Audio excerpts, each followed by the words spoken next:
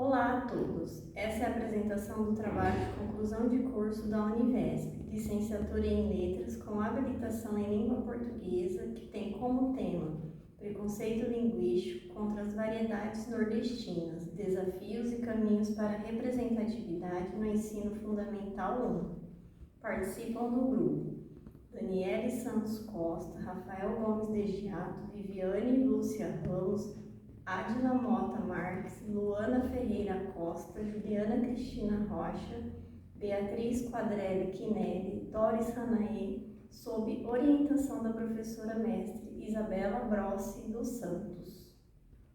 Nosso estudo, conduzido no âmbito da sociolinguística educacional, foca em um tema de relevância social crítica, como a principal ferramenta de ensino, o livro didático, aborda a diversidade linguística do português brasileiro. A escolha desse foco não é casual. O livro didático é mais que um mero instrumento pedagógico. Ele é um agente de legitimação social, definindo o que é saber e o que é poder na sala de aula. É, portanto, fundamental investigar se essa ferramenta está pavimentando o caminho para a inclusão ou, ao contrário, atuando como um filtro de exclusão para o aluno que não domina a norma culta padrão. O Brasil é marcado por uma rica diversidade dialetal, mas a fala nordestina vem sendo alvo de estigma e ridicularização, associada à baixa escolaridade e à informalidade excessiva. Esse preconceito é um reflexo direto da hierarquia social e da prevalência da norma chamada Sul-Sudeste. O problema central é que a escola, ao privilegiar e impor rigidamente a norma culta, pode involuntariamente reforçar esse estigma, transformando a língua materna do aluno em um obstáculo ao invés de um recurso. E o nosso trabalho busca mitigar esse impacto, investigando se o material didático combate ou perpetua a exclusão, que, como afirma Marcos Bagno, atinge diretamente a identidade e a autoestima da criança. A nossa pergunta norteadora é: os livros didáticos valorizam ou invisibilizam as variedades linguísticas nordestinas? E, a partir disso, buscamos compreender também qual é o impacto dessa representação ou da ausência dela na percepção de alunos e professores. Essa pergunta parte da compreensão de que a língua é um elemento de identidade cultural e que as variedades regionais, como as nordestinas, carregam uma grande riqueza simbólica e histórica. Por isso, investigar como elas aparecem nos materiais escolares é fundamental para refletir sobre práticas pedagógicas mais inclusivas e representativas. Em relação à nossa metodologia, a pesquisa tem caráter qualitativo, sendo desenvolvida por meio do cruzamento de dados e da análise do conteúdo de duas coleções aprovadas no PNLD 2023, A Conquista e Desafio. Esse tipo de abordagem permitiu observar com mais profundidade de que forma as variedades linguísticas são apresentadas nos livros e como essas representações podem influenciar a forma como alunos e professores percebem a diversidade linguística do país. A base da nossa análise reside no princípio da sociolinguística variacionista de teóricos como Labov e Tará. A variação é inerente a qualquer língua viva. Portanto, a crença em uma única norma correta é um mito. O que chamamos de erro é, na maioria das vezes, apenas uma variação não prestigiada socialmente. O preconceito, como nos lembra Faraco, se apoia na ideologia da norma padrão, um artefato social desvinculado do uso real do português brasileiro. O material didático que ignora essa variação e impõe a regra de norma rígida acaba praticando a violência simbólica, resultado na substituição da variedade em vez da expansão do repertório linguístico. A pedagogia da variação proposta por Travaglia defende que a língua deve ser vista como um conjunto de variedades e o ensino deve ter como objetivo a adequação contextual. Esta visão encontra respaldo na BNCC de 2018, que exige explicitamente o combate ao preconceito linguístico. O ponto é que, para cumprir essas exigências, o livro precisa dar ao professor ferramentas para discutir a variação de forma respeitosa e sistemática. O nosso referencial teórico é o filtro que usamos para avaliar se os livros didáticos dão, de fato, esse suporte ou se a referência a diversidades é apenas uma formalidade retórica. Nossa primeira descoberta é a contradição metodológica que permeia as coleções. No manual do professor, o discurso é progressista e inclusivo, respeite a diversidade. No entanto, quando olhamos para as atividades práticas, encontramos o oposto. Por exemplo, é comum que a página teórica defenda o respeito, mas o exercício seguinte, na seção de estudo da língua, peça para o aluno reescrever as frases para a norma culta, tratando a variante popular como um erro a ser corrigido. Esse contraste anula o discurso inclusivo e perpetua o paradigma da substituição da variedade pela norma. Outro ponto crítico é a omissão estratégica nos livros didáticos. Eles evitam abordar a variação, que é alvo do maior estigma social, a variação morfossintática. O foco é superficial, recaindo no léxico ou na variação fonológica, o sotaque, que são variações consideradas seguras. E o mais preocupante, quando a menção explícita ao Nordeste, como ocorre com exemplos de cordel ou causos, isso opera um confinamento folclórico. A variedade é aceita como arte, cultura e literatura, mas é excluída da análise gramatical séria, ou seja, a fala nordestina pode ser objeto de leitura, mas não de estudo linguístico formal.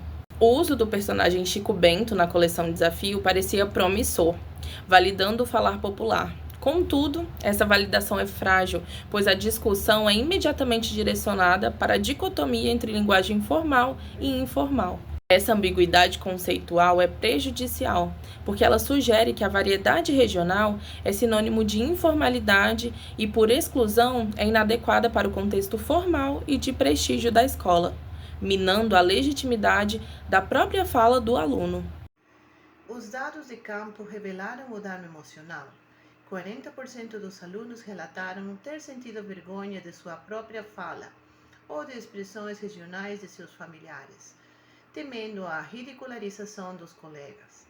Isso não é apenas um dado, é uma evidência da violência simbólica ativa. O fato de 100% dos alunos terem presenciado ou participado de atos de correção ou riso na sala de aula prova que o estigma social é fortíssimo. A ausência de um suporte claro do livro didático resulta na internalização de que a fala regional é um erro a ser corrigido, impactando diretamente o processo de aprendizagem e a construção da identidade. No quesito dos professores, a insatisfação é um indicador da falha do sistema.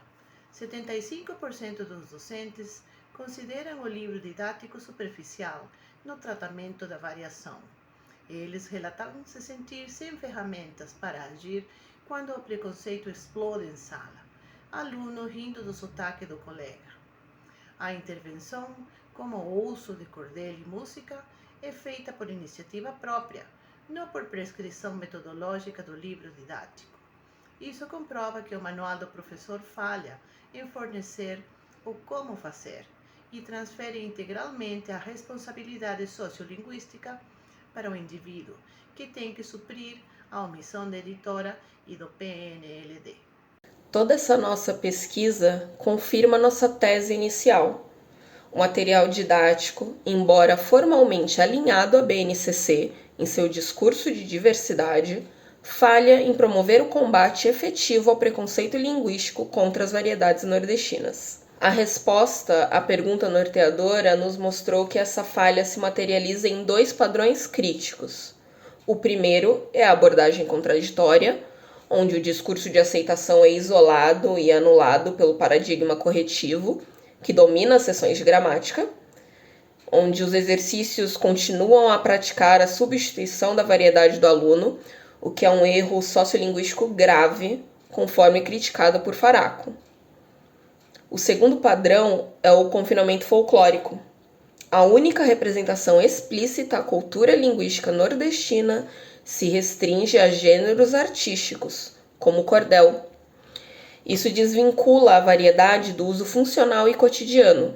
Esse tratamento, embora culturalmente positivo, reforça a ideia de que essa fala é válida apenas como arte e não como sistema de prestígio social. Os resultados da pesquisa de campo, por sua vez, evidenciaram o impacto humano dessa prática. Vimos que os alunos internalizam a insegurança sobre sua fala e os professores, por sua vez, sentem-se desamparados pela omissão estratégica dos manuais. Esse trabalho contribui substancialmente para o campo da sociolinguística educacional, em especial ao focar no ensino fundamental 1, uma área ainda carente de estudos aprofundados sobre esse tema. Nossa pesquisa conseguiu diagnosticar a lacuna no ensino fundamental 1, revelando onde a identidade linguística é formada e onde o preconceito deve ser prioritariamente combatido. Conseguimos evidenciar a violência simbólica de forma palpável. Provamos que a falha em incluir e analisar a variação estigmatizada é por si só um reforço ativo do estigma contra o aluno nordestino. Além disso, expomos a contradição didática, mostrando que a retórica do PNLD não se sustenta no delineamento metodológico prático das coleções.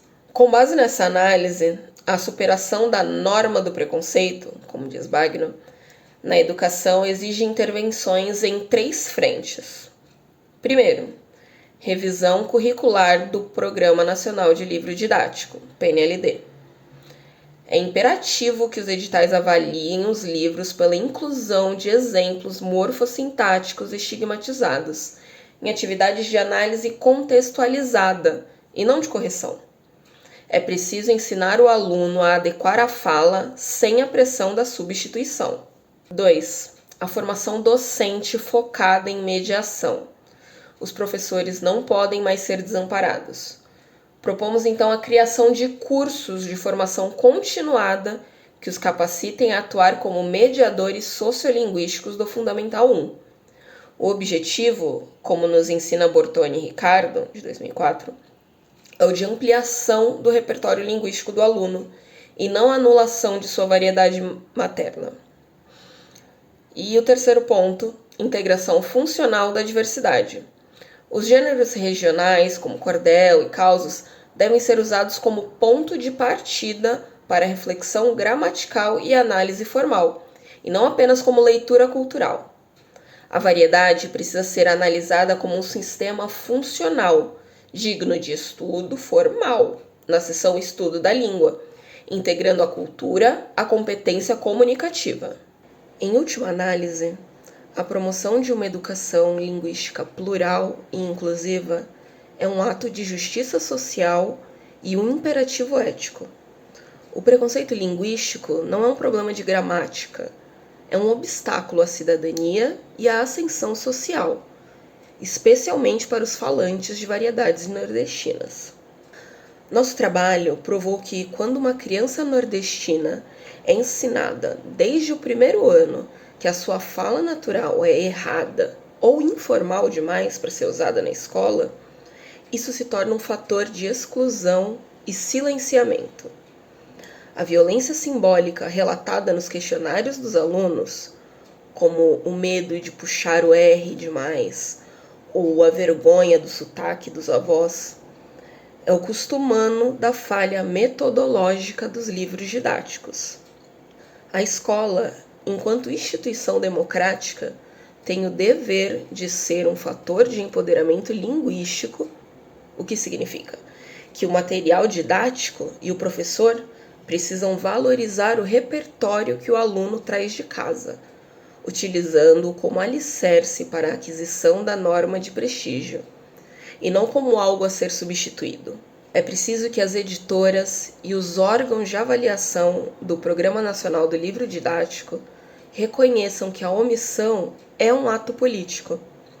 Não basta ter o discurso do respeito. É preciso ter a prática pedagógica da inclusão.